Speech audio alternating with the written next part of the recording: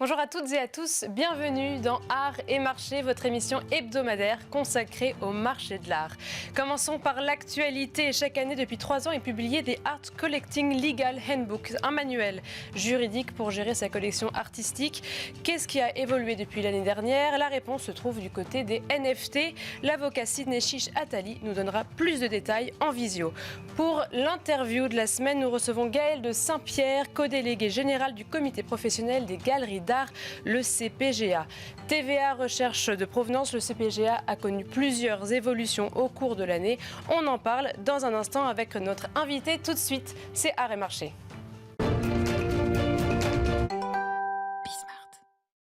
Bonjour Sidney Chiche Attali, vous êtes avocat fondateur de Chiche Attali Avocat. Merci beaucoup d'être avec nous. Alors vous avez participé au chapitre concernant les NFT, un nouveau chapitre intégrant le manuel des Art Collecting Legal Handbook. Est-ce que vous pouvez nous dire comment a évolué la réglementation des NFT cette année ? Bonjour, merci pour votre invitation à présenter cette nouvelle édition du Art Collecting Legal Handbook qui contient donc cette année effectivement cette nouveauté de traiter des questions liées à l'art digital et aux NFT. Donc les évolutions récentes en la matière ont permis quelques avancées dans la qualification juridique des NFT. Mais il demeure des incertitudes dans ce qu'est la définition juridique et dans le régime légal des NFT, malgré donc un règlement européen qui est venu récemment réglementer donc toutes les questions en matière de cryptoactifs, de crypto-assets et d'actifs numériques. Ce règlement européen, donc, qui va entrer en vigueur en 2024, ne traite pas de la question des NFT, exclut de son champ d'application les actifs numériques non fongibles, donc ceux qui nous intéressent, à savoir les NFT liés à de l'art digital ou à des œuvres d'art physique. Donc il demeure de nombreuses incertitudes et des risques sur ce marché particulier des NFT et de l'art digital. Oui, effectivement, donc s'il y a encore des incertitudes, ça veut dire qu'il faut faire d'autant plus attention quand on fait ces achats, c'est ça ? Effectivement, le risque demeure pour les collectionneurs et pour les marchands de ce marché des NFT d'art. Un risque en matière d'abord de qualification fiscale. On n'a toujours pas de définition très claire fiscalement de ce qu'est un NFT. On sait simplement que ce n'est pas une œuvre d'art et donc que les NFT ne peuvent pas bénéficier du régime privilégié et préférentiel des œuvres d'art en matière fiscale. Des risques demeurent aussi en termes de droits d'auteur, de contrefaçon, d'arnaques qui sont monnaie courante dans ce domaine, comme vous le savez, et des risques aussi en matière de cybersécurité, de hacking, de phishing, de wallets qui font disparaître nos objets et nos œuvres d'art digital. Donc tous ces risques demeurent encore aujourd'hui et on est dans l'attente de solutions qui devraient arriver. Eh bien, et très rapidement, là, c'est vrai qu'on a vu des chutes, une baisse de la valorisation de certains NFT. C'est ce que vous constatez cette année en termes de marché des NFT ? Alors effectivement, on a une baisse depuis les 2 dernières années.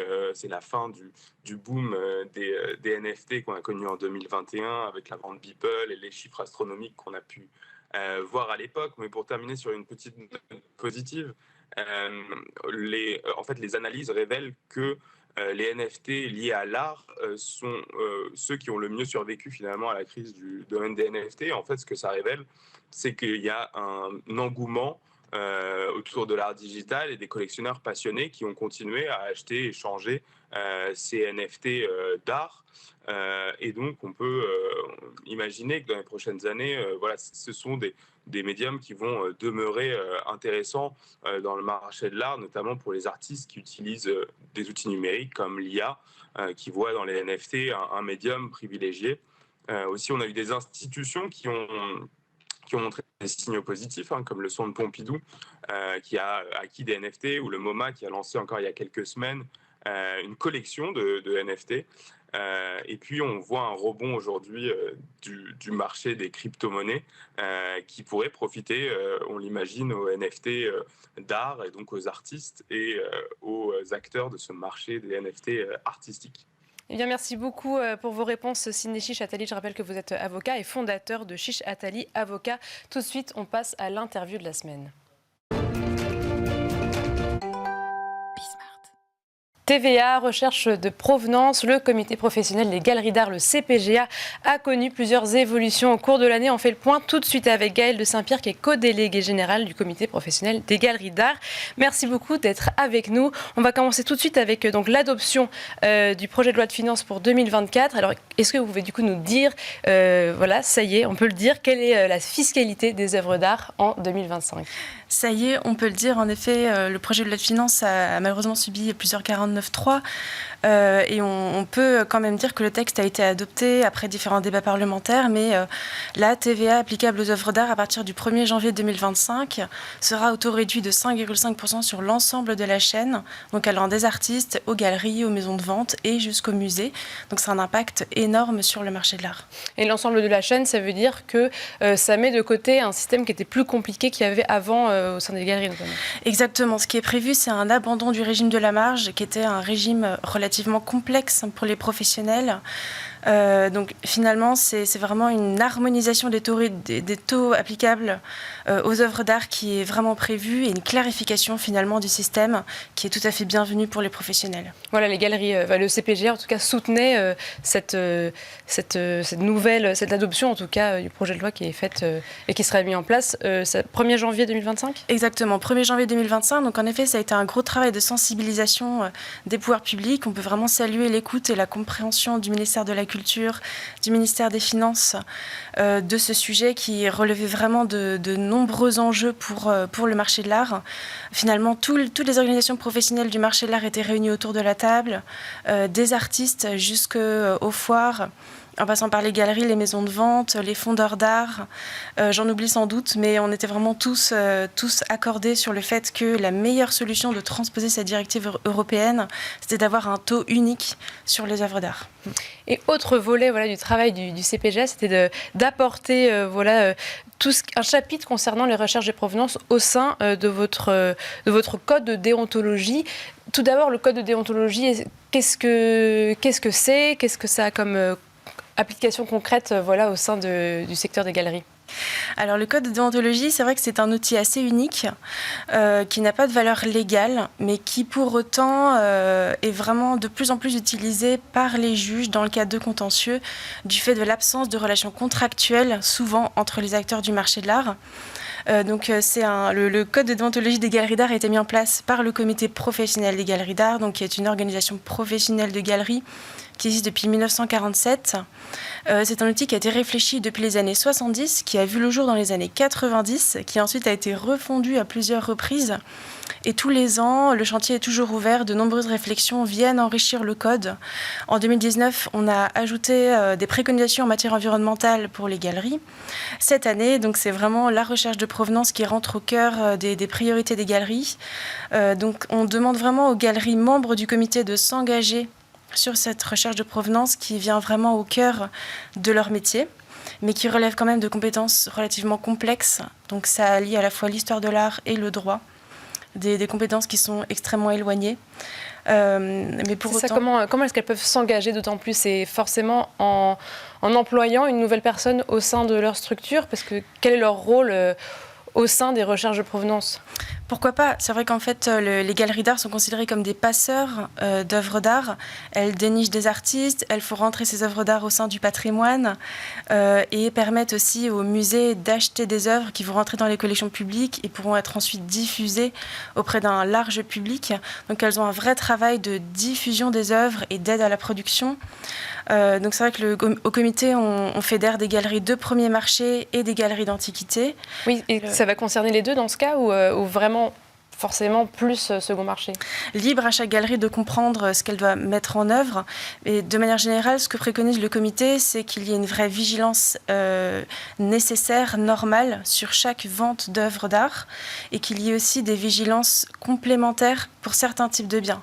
Donc, typiquement des biens qui datent d'avant 1945, qui peuvent en effet revêtir certains doutes concernant, qui peuvent éventuellement avoir fait l'objet d'une vente forcée sous la période nazie, ou encore des biens archéologiques qui proviennent de zones sources, ou encore des biens qui viennent de zones de conflits armés. Tous ces biens doivent allumer des voyants rouges pour les galeristes, et c'est vraiment ça qu'on essaye de diffuser comme message. On essaye de sensibiliser la profession et de créer aussi un petit peu d'émulation parmi les autres acteurs du marché de l'art. Mais une fois qu'on a vu ces voyants rouges en tant que galeriste, qu'est-ce qu'on fait? Est-ce que vous avez des outils peut-être qui pourraient être mis à disponibilité de ces galeristes? Exactement. En fait, ce chapitre, il est complété par 2 annexes. Donc, une annexe qui correspond à un vadémécum, une méthodologie en fait pour les galeries d'art avec 5 étapes. Et il est également complété par un répertoire de bases de données de références qui ont été validées avec le ministère de la Culture. Dont les sources sont sûres, c'est-à-dire. Exactement, ce sont des sources validées, recommandées par le comité. Après, ce sont des annexes qui vont être amenées à évoluer, évidemment, avec l'actualité, avec les différents travaux qui seront menés par les acteurs du marché de l'art. Et une des priorités aussi du comité, ça a été de collaborer avec des formations qui sont en train de se mettre en place. Par exemple, le diplôme universitaire de Nanterre, qui pour nous a été un partenaire formidable, puisqu'on a pu avoir un échange avec les étudiants, avec les professeurs, pour valider aussi ce chapitre, voir si la rédaction était bonne, les termes étaient bien choisis.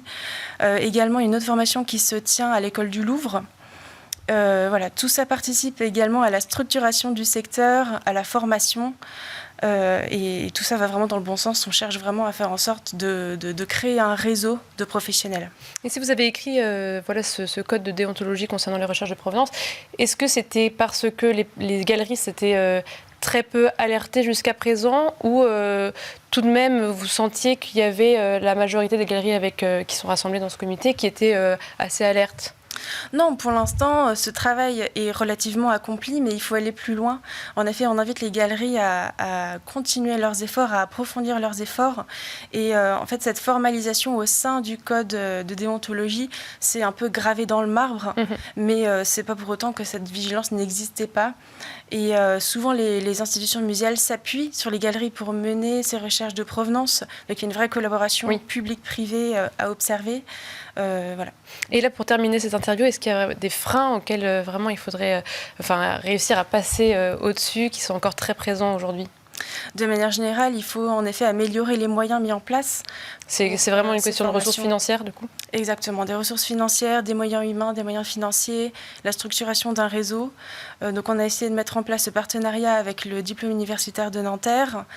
De manière générale, il faut que les acteurs se mobilisent, que les étudiants en effet puissent bénéficier de ces formations, qu'un vrai échange puisse se faire entre les professionnels et les étudiants et que des postes soient créés.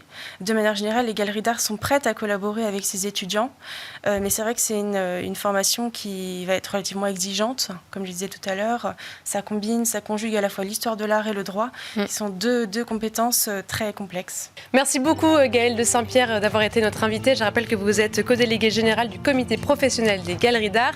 Et quant à moi, je vous souhaite de très belles fêtes de fin d'année et à très bientôt sur Art et Marché.